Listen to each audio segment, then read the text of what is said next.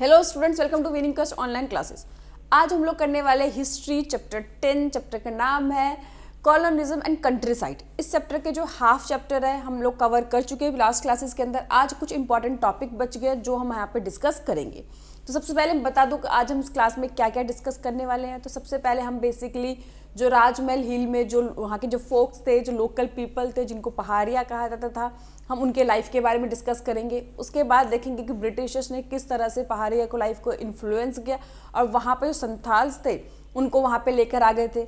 उसके बाद काफ़ी टाइम तक हो एंड फ्लग जिसे कहा गया, यानी कि संथाल और पहाड़ियाज के बीच में कन्फ्लिक्ट, लड़ाई चलती रही।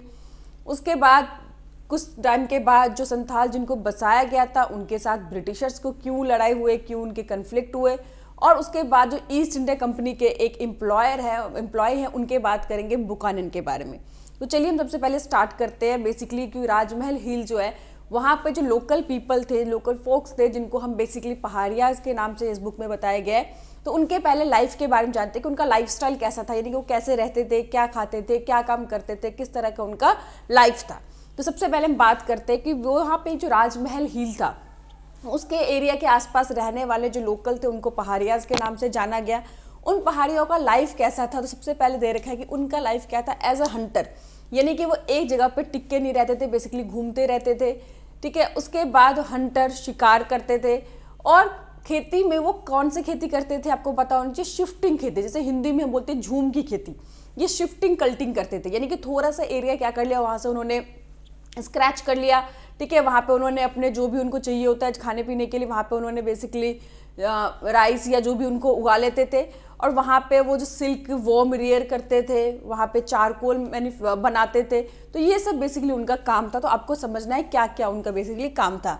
लेकिन एज अ हंटर उनके लाइफ के बारे में बात करेंगे। शिफ्टिंग कल्टीवेशन, मैंने बताया शिफ्टिंग कल्टीवेशन में क्या होता है कि जो भी छोटे छोटे वहाँ पे बुशेज होते हैं उनको क्या करते हैं, आग लगा देते हैं, उसी के अंदर क्या करते हैं, दबा देते हैं।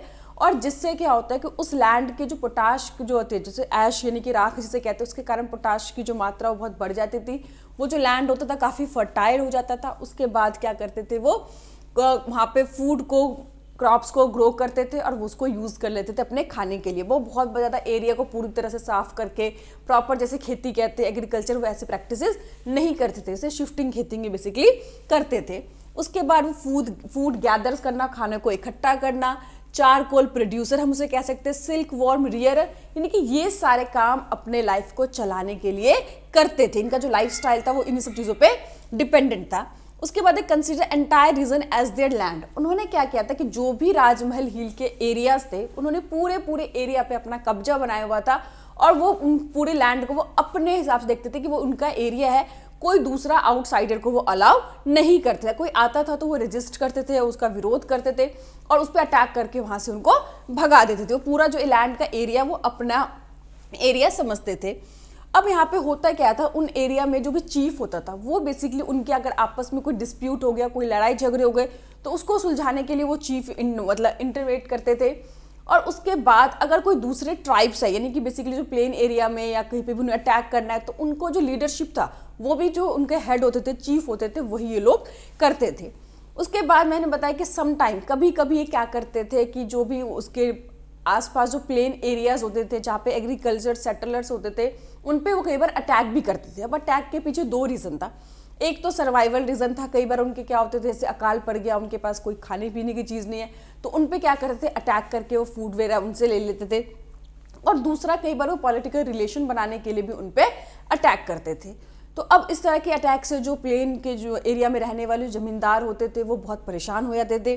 तो इसीलिए वो लोग क्या करते थे, एक तरह से पीस को खरीदते थे, शांति को खरीदना बोलेंगे, कि जो भी उनका हेड होता था, चीफ होता था उस एरिया में, उनको क्या करते थे, वो पैसे देते थे ताकि वो उन पे अटैक ना करे, शांति से उनको वहाँ पर रहने दे और पीसफुली वो वहाँ पे रह सके। तो उसको खरीदने के बाद वो लोग इस तरह के अटैक नहीं करते थे। और भी यहाँ पे अगर मान लो कोई भी जो ट्रेडर्स है, अगर उस एरिया से उसे निकलना है तो भी उसे क्या करना पड़ता था, उस एरिया का टैक्स पे करना पड़ता था। जैसे आपको पता है, आप जैसे एरिया से जाते हो आपको टोल टैक्स देना पड़ता है ना, यानी कि परमिशन ले रहे हो आप वहाँ पे जाने के लिए। तो इस तरह से वहाँ के जो ट्रेडर्स थे उनको भी क्या करना पड़ता था, उनके चीफ को उनको पे करना पड़ता था, टोल देना पड़ता था। और उसके बाद वो शांति से जा सकते थे कि रास्ते में उन पर कोई अटैक नहीं करेगा, उनसे कोई सामान या कोई भी गुड्स उनसे छीनेगा नहीं। तो इस तरह से वो अपना जीवन चलाते थे और काफ़ी खुश भी थे। ठीक है, जमींदार हमने बात कर ली। अब हुआ क्या कि 1770 में यहाँ तक उनकी लाइफ बहुत मस्त चल रही थी। उन्होंने अपने लाइफ को चलाने के लिए खाने पीने का क्या काम करना है, कैसे सर्वाइवल करना है, ये सारी चीज़ें उनकी प्लानिंग थी। लेकिन प्रॉब्लम उनकी लाइफ में तब आई जब 1770 में ब्रिटिशर्स ने एक नई पॉलिसी निकाल दी।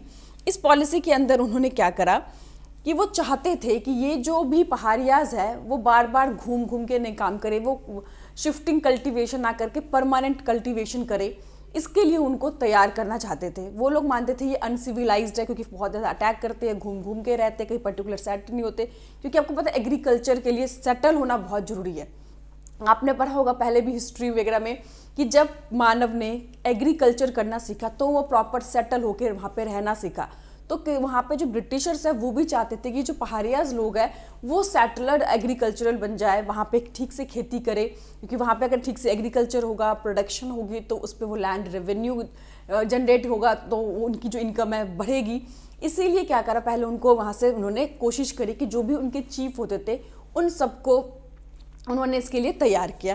तो ये आपको ध्यान रखना है, आपको याद रखना है कि भागलपुर का एक कलेक्टर था, ठीक है, भागलपुर का कलेक्टर था, उसका नाम था ऑगस्टस क्वीनलैंड, ठीक है, ऑगस्टस क्वीनलैंड, जिसने एक पॉलिसी निकाली। इस पॉलिसी के अंदर क्या होता था, जो भी इस पहाड़िया के चीफ होते थे उनको उसने अलाउंस दिए, यानी कि पैसे दिए कि आप अपने जो भी आपके अंडर में जितने भी ये पहाड़ियाज आते उनको क्या करना है, आपको वेल मैनर्ड बनाना है, ठीक है, उनको सभ्य बनाना है जिसे कह सकते हैं, ठीक से उन्हें व्यवहार करना सिखाना है, उनको एग्रीकल्चर के लिए तैयार करना है, जगह जगह उन्हें घूमने नहीं देना है। तो प्रॉपर उनको आपको रेडी करना है ताकि वो शिफ्ट कल्टीवेशन ना करके प्रॉपर खेती करना सीख जाए।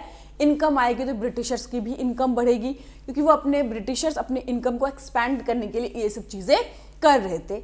लेकिन बहुत सारे जो उनके चीफ थे उन्होंने इसको डिनाइड कर दिया, मना कर दिया, वो इस तरह के अलाउंसेस को नहीं लिया। जिन्होंने लिया तो उनके जो लोकल लोग थे उनको मतलब विरोध का सामना करना, पर हम कह सकते हैं उनको रेजिस्ट किया, उन्होंने विरोध किया। तो हुआ क्या कि अंग्रेजों की ये पॉलिसी तो हम कह सकते हैं कि थोड़ी सी सक्सेस नहीं हुई, ठीक है। तो लेकिन वो क्या, अगर इससे हुआ क्या कि धीरे धीरे फिर उन्होंने इसको यहाँ से, ब्रिटिशर्स ने इनको यहाँ से हटाने की पॉलिसी बनाई कि अब ये लोग तो भैया एग्रीकल्चर को करने के लिए तैयार नहीं है, तो किस तरह से इनको यहाँ से हटा दिया जाए। और दूसरे लोगों को यहाँ पे उन्होंने शिफ्ट करने का सोचा, ताकि क्योंकि उन्हें किसी भी कंडीशन में इनकम को बढ़ाना था। इतना सारा लैंड पड़ा हुआ था, इसको वो साफ करके चाहते थे कि प्रॉपर यहाँ पे खेती का, एग्रीकल्चर का काम हो, तभी उनकी इनकम जनरेट हो सकती है। तो इसके लिए उन्होंने क्या डिसाइड किया कि अब वो दूसरे जो ट्राइब थे, दूसरे जो लोग थे, वहाँ पे उन्होंने बसाने का काम किया और वहाँ से उनको वो लेकर आने लगे। तो जिनको कहा गया, आपको याद रखना है कि संथाल्स कहा गया, ठीक है, जिन्हें कहा गया संथाल्स, कि वो लोग थे कि जिनको ब्रिटिशर्स के द्वारा, ठीक है, ब्रिटिशर्स के द्वारा राजमहल हॉल जो हिल्स है उसके जो लोअर में, ठीक है, ब्रिटिशर्स को था, उनको जो मतलब धीरे धीरे उनको वहाँ पर बिठाने की कोशिश की गई, ताकि जो धीरे धीरे है वहाँ पे जो लोअर हिल्स के अंदर कि जो ब्रिटिशर्स हैं उनको यहाँ पे शिफ्ट कर दे, ताकि वो लोग अच्छे से खेती कर सके, एग्रीकल्चर कर सके, क्रॉप को जनरेट करे, और उससे जो भी अच्छा खासा रेवेन्यू आएगा उस पर ब्रिटिशर्स क्या कर सकते हैं, अपना इनकम लगा सकते हैं। तो अब पहले हम थोड़ा जान लेते हैं कि संथाल्स लोग कौन थे, क्यों अंग्रेज लोग इनको यहाँ पर शिफ्ट करना चाहते थे। तो सबसे पहले ये लोग क्या करते थे, आपको पता हो कि जैसे भी कोई भी जो एरिया होता तो उसको पूरी तरह से साफ करके प्रॉपर अच्छे से खेती करना जानते थे। ये लोग क्या करते, कटिंग डाउन द टिम्बर को काटते थे। एक जो फॉरेस्ट होता था बेसिकली वहाँ पे जंगल थे उनको क्लियर करते थे। फ्लगिंग के द्वारा, आपको पता है ना कि ये चीज़ याद रखना है आपको कि जो पहाड़ियाज लोग थे वो ठीक से खेती नहीं करते थे, वो बेसिकली हो का यूज़ करते थे, ठीक है, होज का यूज़ करते थे, यानी कि थोड़ा सा उन्होंने जो भी एरिया उसको स्क्रैच कर लिया, उस पर थोड़ा सा उन्होंने एग्रीकल्चर का काम कर लिया, फिर जो भी उनसे प्रोड्यूस हुआ उन्हें यूज़ कर लिया, फिर दूसरी जगह पे वो शिफ्ट हो जाते थे। लेकिन ये लोग क्या करते थे, टूल्स याद रखना कि फ्लग यूज़ करते थे। फ्लगिंग यानी कि जिसको हम बोलते हैं इंग्लिश में, हिंदी में हल चलाते थे, ठीक है, फ्लग करते थे और प्रॉपर अच्छे तरीके से खेती को करते थे, ठीक है। और साथ ही साथ ग्रोइंग राइस एंड कॉटन, यानी कि बेसिकली वो क्या उगाते थे, राइस एंड कॉटन। तो ब्रिटिशर्स ने क्या देखा कि ये लोग जो है अपने लेबर का सही इस्तेमाल कर रहे हैं, ये लोग सिविलाइज्ड है, इनको खेती करना आता है, इनको कैसे फॉरेस्ट को क्लीन करना है, उनको कैसे क्रॉप को ग्रो करना है, टेक केयर करना है, ये सब चीज़ें इनको अच्छे से आती है। अगर इनको वहाँ पे हम शिफ्ट कर देंगे तो उस एरिया का क्या होगा, प्रॉपर यूटिलाइज हो पाएगा। और जो लोग पहले वो पहाड़िया से कराना चाहते थे, जब पहाड़िया लोग पे उनका जो पॉलिसी सक्सेस नहीं हुई, तो वो लोग अब इनके थ्रू अपनी इनकम को जनरेट करना चाहती है। तो आपको एक चीज़ याद रखना है, जो पहाड़ियाज लोग थे वो बेसिकली अपने एग्रीकल्चर करने के लिए यानी कि लैंड को स्क्रैच करने के लिए कौन से टूल यूज़ करते थे? हो, ठीक है, HOE, जिन्हें हम बोलते हैं हिंदी में कुदाल का यूज़ करते थे। और ये लोग हल यूज़ करते थे, फ्लग यूज़ करते थे, क्योंकि एग्जाम में कई बार क्वेश्चन भी आता है कि ये जो होज एंड फ्लग की जो कन्फ्लिक्ट थे, लड़ाई थे, काफ़ी टाइम तक रहा। तो जब हो यानी किसके लिए बात करें? पहाड़ियाज के लिए। और जब फ्लग की बात करी वो संथाल लोगों के लिए। तो इनकी लड़ाई काफ़ी टाइम तक चलती रही, उसके बारे में आपको बताना है। तो ये आपको याद रखना है कि उनके सिंबलिक क्या था, कि किस सिंबल से उनको बेसिकली जाना जाता था। तो आपको हो याद रखना है, और इनको बेसिकली हो जो फ्लगिंग है उसके लिए उनको जाना जाता था। तो जो लोअर हिल था, धीरे धीरे क्या करा, वहाँ पे जो संथाल्स से उनको वहाँ पे सेटल कर दिया ब्रिटिशर्स ने, ठीक है। अब जो पहाड़िया थे, अब उनको मजबूर होकर क्या करना पड़ा, पहले तो उन्होंने अपने आप को मतलब बचाने के लिए उनका विरोध किया, उन पे अटैक किए, लेकिन जब उनको सक्सेस नहीं हुआ तो अपने आप को बचाने के लिए उन्हें और भी जो हिली एरियाज के अंदर डीप में यानी कि और अंदर अंदर जाना पड़ा, जिसके कारण उनकी लाइफ जो थी और ख़राब हो गई, क्योंकि वहाँ का जो लैंड था बहुत ही बैरन था, वहाँ पर ठीक से वो शिफ्टिंग कल्टीवेटर हो नहीं पाया, तो और वहाँ टेम्परेचर भी बहुत ख़राब था, तो जिसके कारण उनकी जो लाइफ है संथाल के आने से बहुत ज़्यादा मतलब इफेक्ट हुई, काफ़ी उनकी दिक्कत थी उनकी लाइफ में। और कई बार उन्होंने क्या करा, इसका विरोध भी किया, इसके पे अटैक करने की कोशिश की, बट इनको सक्सेस नहीं मिला।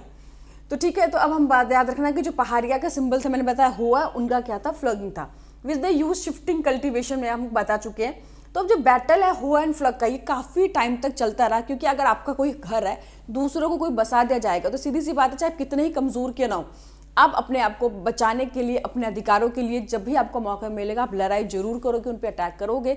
और धीरे धीरे क्या हुआ है कि इनके मन में इतना डर आ गया, पहाड़ियाज के मन में, ये ब्रिटिशर से बहुत नफरत करने लगे। और जो भी वो गोरे लोगों को देखते थे तो उनको लगता था कि वो ब्रिटिशर्स हैं और ये लोग क्या करेंगे, मेरे जो लाइफ है उनको ख़त्म कर देंगे, हमारी सिविलाइज को ख़त्म करना चाहते हैं। वो बहुत नफरत करते थे और डरते भी उनसे बहुत ज़्यादा थे, क्योंकि इसका जो विवरण है वो बुकानन, जो कि एक ईस्ट इंडिया कंपनी का एम्प्लॉय था, उसने अपने राइटिंग में बताया भी है कि एक बार जब 1811 के अंदर जब वो वहाँ से जा रहा था, तो वहाँ पे देखा कि जब उन्होंने पहाड़ियाज लोगों ने देखा, हर वो गोरे लोग से बहुत ज़्यादा डरते थे और उनको लगता था कि ये सब इनके लाइफ को, सिविलाइज को ख़त्म कर देंगे, इन पे अटैक कर देंगे, इनको ख़त्म करना चाहते हैं वहाँ से।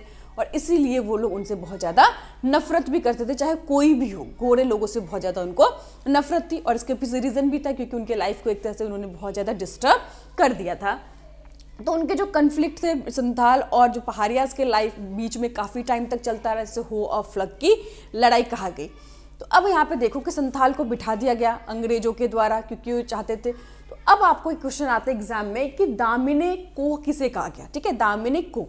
तो अब ब्रिटिशर्स ने क्या किया कि जो लोअर हिल था पहाड़ का, राजमहल हिल याद रखना, उसके जो लोअर एरिया था वहाँ पर उन संथाल को बिठा दिया और बहुत बड़ा एरिया उन्होंने क्या कर दिया, एक तरह से ड्रॉ कर दिया और उन्हें डिक्लेयर कर दिया कि ये जो लैंड है वो संथाल्स की लैंड है, अब वो वहाँ पर रह सकते हैं, यहाँ पे एग्रीकल्चर कर सकते हैं और इस एग्रीकल्चर से जो भी पैसा आएगा उन पे वो हाई टैक्स वसूल करेंगे।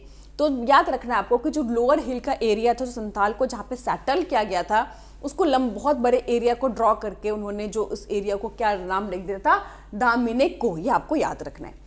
अब क्वेश्चन ये होता है कि उन्होंने संथाल को बिठाया, उनका पर्पस हम समझ चुके हैं कि उनको अपनी इनकम बढ़ाना था, रेवेन्यू जनरेट कराना था। वो चाहते थे कि यहाँ पे प्रॉपर कोई सेटल्ड एग्रीकल्चर करे, उससे इनकम जनरेट करे, तो वो तो उन्होंने बिठा दिया। अब संथाल और ब्रिटिशर्स की आपस में क्यों लड़ाई हुई, तो हमने देखा कि संथाल लोगों ने, ठीक है, उन्होंने वहाँ पे एग्रीकल्चर करना स्टार्ट किया, राइस और उन्होंने कॉटन बेसिकली वो ग्रो करते थे, फ्लॉग का यूज़ करते थे, अपने लेबर को पूरा यूटिलाइज करते थे, बहुत मेहनत करते थे। लेकिन होता क्या था कि उनके ऊपर इतना ज़्यादा टैक्स बर्डन ब्रिटिशर्स के द्वारा डाल दिया गया कि वो धीरे धीरे क्या होने लगे, परेशान होने लगे, वो इतना टैक्स वो नहीं पे कर पा रहे थे, समझ आए।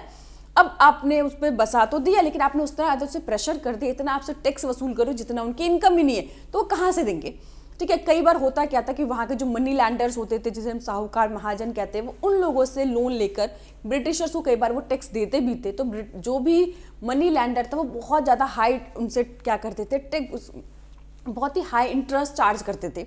और अगर वो इंटरेस्ट नहीं दे पाते थे, अगर उनका पैसा वापस टाइम से नहीं किया, तो वो क्या करते, संथाल लोगों की जो ज़मीन थी जिस पर उन्होंने इतनी मेहनत करके उन्होंने अपना एग्रीकल्चर सेटल किया था, उन्होंने बहुत ज़्यादा मेहनत किया था, उस एरिया पे वो ज़मींदार लोग क्या करते थे, जो मनी लैंडर लोग क्या करते थे, उन पे अपना कब्जा जमा लेते। तो इसी कारण जो संथाल लोग थे, ब्रिटिश और जो मनी लैंडर थे, उनसे काफ़ी नाराज़ थे। साथ ही साथ कई बार उन्होंने क्या करा कि वो हमेशा से क्लेम करते रहते कि जो भी ये एरिया है वो संथाल का नहीं है, कई बार कि जमींदार लोग कहते हैं उसका एरिया, उस पर क्लेम करते थे, जिस कारण संथाल लोग बहुत ज़्यादा उनसे नाराज़ रहते थे। तो ये आपको बेसिकली दो चीज़ें याद रखना है कि ब्रिटिशर्स जो है उनसे संथाल की क्यों कन्फ्लिक्ट हुई, और मनी लैंडर्स भी संथाल के बीच में आखिर कन्फ्लिक्ट का, डिस्प्यूट का क्या रीज़न था। अब हम बात करते हैं एक जो है बुकानन। मैंने बताया आपको कि ईस्ट इंडिया कंपनी का एक ट्रैवलर समझ लीजिए। ट्रैवलर मतलब है कि ईस्ट इंडिया कंपनी ने उसको हायर किया था कि वो जगह जगह पर जाएगा, वहाँ के जो भी एरियाज़ है उनको प्रॉपर स्टडी करेगा, उनकी इन्फॉर्मेशन जो है ईस्ट इंडिया कंपनी को देगा। और ये जब भी कहीं भी एरियाज़ में जाते थे तो उनको जो लोकल लोग होते थे उनको ब्रिटिशर्स का एजेंट समझते थे। वैसे मैंने बताया कि जब वो राजमहल हिल में गए तो उनको वहाँ पर समझा गया कि ब्रिटिशर्स के ही पर्सन है, और उनसे काफ़ी नफरत के नज़र से देखा, काफ़ी डर रहे थे वो। तो इन्होंने जगह जगह पे ट्रैवल किया, ट्रैवल करके सारी जो इन्फॉर्मेशन है वो सर ब्रिटिशर्स को दिया। तो ये इनकी जो लिखी हुई सोर्स है इनको हम रिलायबल नहीं मान सकते, क्योंकि वो ईस्ट इंडिया कंपनी के पेड एम्प्लॉय थे, ठीक है। तो ईस्ट इंडिया कंपनी के फेवर में लिखेंगे, जैसा ईस्ट इंडिया कंपनी उन्हें कहेगी वैसा ही उनको लिखना पड़ेगा। तो ये एक फिजिशियन भी थे, काफ़ी टाइम तक वो यहाँ पर रहे थे भारत में, उन्होंने काफ़ी ट्रैवल की, काफ़ी इन्फॉर्मेशन, काफ़ी ज़्यादा जो सोर्सेज हैं कहते हैं इन्फॉर्मेशन की उन्होंने प्रोवाइड किया, बट इसको रिलायबल सोर्स नहीं माना जाता है। तो यहाँ पे बेसिकली आपको ये देखा आपने कि संथाल और पहाड़ियास के बारे में बात की, उनके लाइफ के बारे में बात की, उनके बीच में जो कन्फ्लिक्ट की हमने बात की, फिर ज़मींदार के साथ जो भी उनके डिस्प्यूट है हम उनके बात की, ब्रिटिश सरकार के साथ उनके जो डिस्प्यूट है उनकी बात की। तो इस चैप्टर में आपको पता होगा कि इतने ही जो टॉपिक है वो इस साल के एग्जामिनेशन पॉइंट ऑफ व्यू से इंपॉर्टेंट है। बाकी इसके आगे के जो आपको दक्कन वगैरह के जो भी चैप्टर है उसमें जो टॉपिक है वो इस साल आपको पता होगा एग्जाम में डिलीट कर दिया गया है। तो यही इसीलिए मैंने इस साल के पॉइंट ऑफ व्यू से आपको यहीं तक टॉपिक कवर करने हैं। तो आई होप आप सबको अच्छे समझ में आ गया होगा। अगर आप लोग को नहीं दिख रहा है तो कोई चिंता की बात नहीं है, मैंने इसी के अच्छे से नोट्स बना के विनिंग टेस्ट ऐप पे डाल रखे हैं। आप वहाँ से विनिंग टेस्ट ऐप को डाउनलोड करो, आप लोग हिस्ट्री में कैटेगरी में जाओ, वहाँ पे आपको हर चैप्टर के नोट्स आपको अच्छे से सिस्टमेटिकली मिल जाएंगे। आई होप आप सबको वीडियो समझ में आ गया होगा। कोई भी प्रॉब्लम हो, कोई भी दिक्कत हो, आप लोग मुझे कमेंट कीजिए ताकि जो भी प्रॉब्लम है मैं उसको सॉल्व कर सकूँ। और आपको पता होगा अब आपके पास सिर्फ 4 मंथ्स है, उसको कैसे यूटिलाइज करना है, कैसे आपको प्रिपेयर करना है, इसके लिए मैंने टाइम टेबल भी बनाया हुआ है। तो आप लोग वहाँ पर जाकर देख सकते हैं कैसे 30 डेज़ के अंदर आप लोग अपने चैप्टर को, पूरे सिलेबस को कवर कर सकते हो और साथ ही साथ रिवीजन भी कर सकते हैं। उस स्ट्रेटजी के लिए आप लोग उस वीडियो को देख सकते हैं। Thank you.